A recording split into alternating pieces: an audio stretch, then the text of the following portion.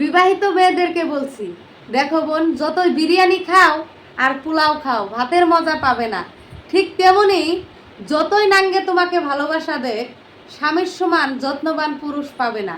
নাঙ্গে তোমাকে যতই ভালোবাসা দেখ, চারদিকে দেখ আলোয় ভরে, স্বামীর ঘরে আলু ভর্তা ভাত খাওয়া হাজার গুণ ভালো। একটা নারীর জীবনে দুজন ব্যক্তি শ্রেষ্ঠ। এক নম্বরে হলো বাবা, দুই নম্বরে হলো স্বামী। স্বামী তোমাকে ততক্ষণই ভালোবাসবে যতক্ষণ এই দেহে প্রাণ থাকবে, আর নাঙে তোমাকে ততক্ষণ ভালোবাসবে এই দেহে যতক্ষণ মধু থাকবে। একটা কথাই বলি, দেখো,